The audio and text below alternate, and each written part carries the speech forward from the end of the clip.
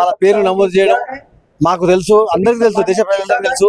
2012లో ఒక private company చేశారు. ఏంటంటే దక్కన్ హెరాల్డ్ పేపర్ లో, నేషనల్ హెరాల్డ్ పేపర్ గురించి దాంట్లో షేర్లను బదలాయించుకున్నారనే ఒక పేపర్ మీద.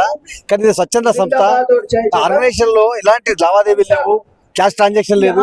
అయినప్పటికీ కూడా ఒక కక్ష సాధింపు చర్యతోటి ఒక ఈడీ డైరెక్షన్, కోర్టు డైరెక్షన్ పేరు మీద పట్టుకొని 12 ఏళ్ల నుంచి కూడా ఎంక్వైరీ చేసి 2022లో రాహుల్ గాంధీ గారిని, సోనియా గాంధీ గారిని కొన్ని గంటల పాటు విచారణ చేశారు.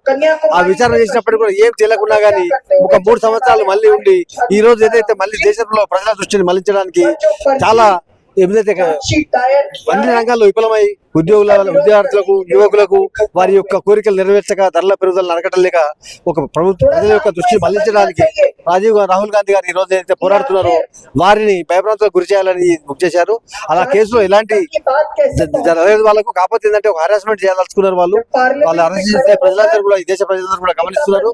దాన్ని వ్యతిరేకిస్తూ మీ అందరం కూడా ఈ రోజు ఇక్కడ ధర్నా చేపట్టడం జరిగింది. ముఖ్యంగా న్యాయవాదులు మిత్రులు చాలా మంది వచ్చారు.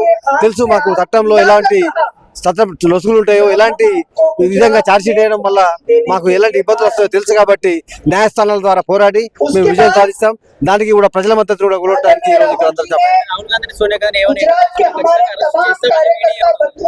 చేయడానికి ఆధారం లేకపోతే ఛార్జ్షీట్ అంటే కోర్టు వారంటీ ఇవ్వాల్సి ఉంటుంది ఇప్పుడు. ఎందుకంటే డైరెక్ట్ అరెస్ట్ చేయడం లేదు, వాళ్ళ దగ్గర ఎలాంటి ఆధారం లేవు. కాబట్టి కోర్టు ఈ రోజు 26 రోజున ఫస్ట్ పరిశీలన జరుగుతుంది. ఆ రోజు అపియరెన్స్ చేశారు.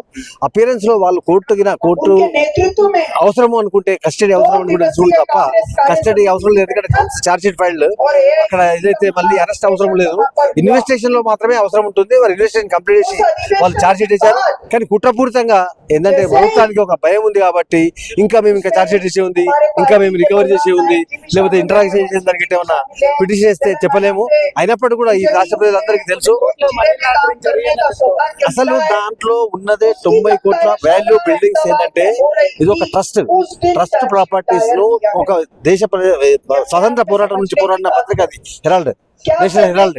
ఆ పత్రిక నడపడానికి మాత్రమే దాన్ని ఒక యంగ్ ఇండియా స్థాపించి కొత్తగా రీజనరేట్ చేయాలని ఉద్దేశం తప్ప ఈ దేశం గురించి ప్రతి ఒక్కరికి జవహర్లాల్ నెహ్రూ ఫ్యామిలీ మొత్తం ఉన్న వాళ్ళ ఆస్తులన్నీ కూడా పార్టీకి దానం చేసారు. వాళ్ళు ఎన్ని వందల వేల కోట్ల ఆస్తులు వాళ్ళ మోతీలాల్ నెహ్రూ గారు సంపాదించిన పైసలన్నీ ఇంక్లూడింగ్ బిల్డింగ్ తోటి సహా కూడా వాళ్ళు దేశానికి త్యాగం చేశారు. ఈ రోజు రాహుల్ గాంధీ గారు కానీ ఇవాళ సొంత ఇల్లు ఉండడానికి మీకు తెలుసు, మొన్న బంగ్లా కాల్ చేస్తే పోయి ఇక్కడ వాళ్ళ అమ్మ ఎంపీ ఉంటే ఆ ఇంట్లో ఉన్నాడు. అటువంటి పరిస్థితుల్లో ప్రజలకు తెలుసు రాహుల్ గాంధీ గారు ఎలాంటి వాళ్ళు, ఏదో పైసలు వెనకేసుకునే రకం కాదు. వాళ్ళు ఏం బిజినెస్ మ్యాన్ కాదు, వాళ్ళు ఉన్నదే వాళ్ళ దేశం సేవ చేయడానికి.